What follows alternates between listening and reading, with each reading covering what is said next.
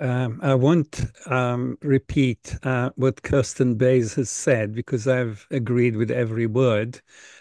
Just to add, Keir Starmer, the UK new Prime Minister, has actually supported the genocide from the beginning by claiming that Israel has a right to defend itself by starvation, denial of medicine and fuel, and of course, bombing.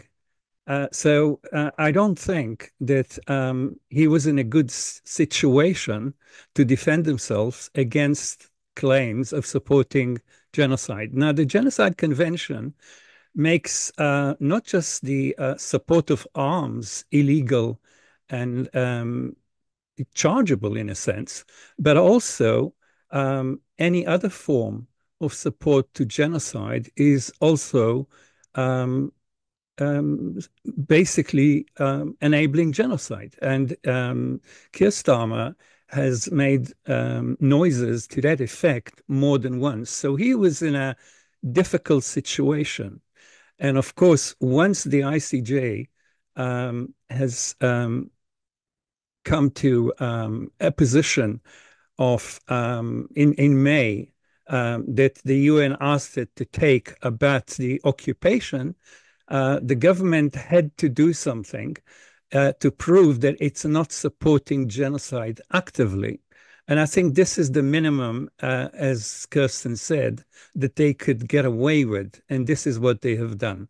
Also, to remind the viewers that the two states that supported apartheid in South Africa to the very bitter end and only changed a very short time before the collapse of apartheid were the US and UK. And I think this will happen also in the case of Israel. So what we see is a symbolic move. It doesn't disable the Israelis from doing genocide. They continue to do it. And the fact that the F-35 was accepted from this arrangement allows them to continue with the heavier bombs, which cause most casualties.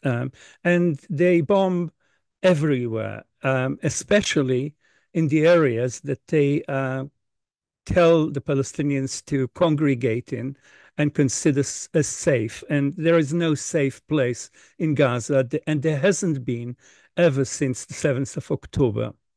Now, the other thing, of course, is that the UK is not alone. The West, as a bloc, is supporting Israel in a way which is actually without precedent. I think it's unprecedented that a country is actually conducting genocide in the full light of the world media, and the West is continuing to support it, continuing to actually use the lies that the Israeli army and government are spreading every single day, to the point that even the Israeli army is now saying that it's lied on a number of issues which came out this week.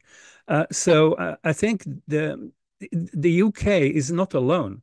But now that the UK is the first country that stopped some arms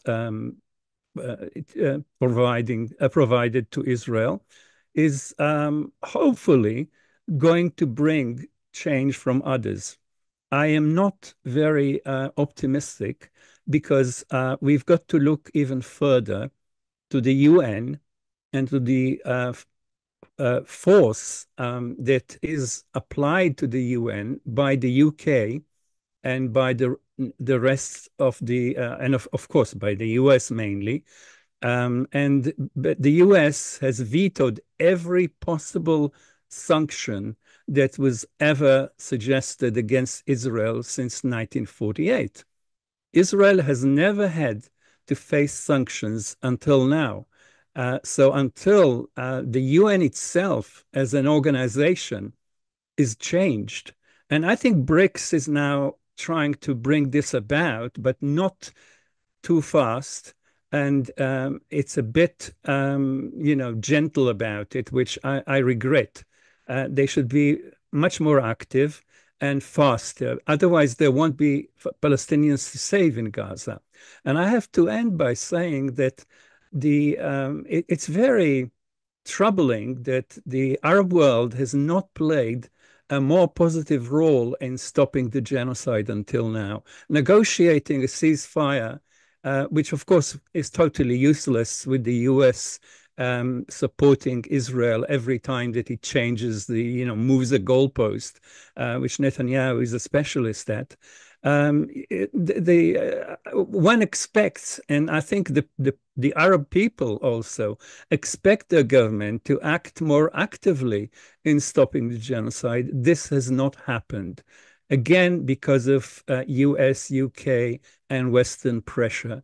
I think this must change. Without those changes, very deep changes to UN, to the Security Council, to the veto powers, to the unwritten rules that keep key roles in the UN in the hands of Western diplomats and governments, and especially to the negative role that the Security Council has played in actually not stopping not just this genocide, but also others.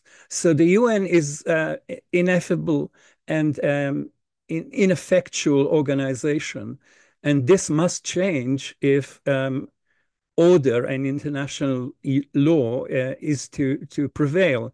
And at the moment, I don't see any action towards it. Thank you. Thank you, Professor Haim, for this contribution. Just also, I have just one question about this, of course, the significance of this decision, and also why do you think they are UK is doing this kind of, if you, I can quote you the propaganda or the just to say to the world that they really care about what's happening in Gaza, and what is the significance of the timing as well? Well, as I said, I think the move is basically a presentation rather than a real move to stop the important weapons supplied to Israel. It's symbolic, but it's a move of a new government coming in and playing a new broom. We are going to do what the other government hasn't done. And frankly, the Tory government was so out of touch with reality that it's very easy to look like an active government after Rishi Sunak. But this is not the case. And I think the new government faced both the ICJ that Rishi Sunak didn't face until the election, basically, and also appointed a very senior law person, a legal person who has been an active supporter of some Palestinian rights. And as a result, I think he had to deliver at least this little change in the arms supplies by Britain to Israel. And I think that's what he has managed to do. I hope that he continues to follow the advice of the ICJ, because otherwise, even Britain has stopped 8% of the arms being supplied. I know it's not the main supplier, but the action is very minimal. So we want to see 100% of the arms supplies, and then we'll see that they're acting. At the moment, they're not really acting. They're just providing themselves with a defense against ICJ accusations. And do you think that maybe some other countries will follow suit? There are some noises in Europe, not in the United States, of course. I mean, the power of the Israel lobby and the arms industry lobby, and who work together in the United States and in other contexts, is so strong that the US is not a candidate for change of policy. Whoever actually is elected in November there will not be any change that I can see. But in Europe, there may well be changes. Ireland, Spain, and even France. Um, I wish I could say Germany. Germany is a very serious, large supplier of arms to Israel. I can't see a change coming there.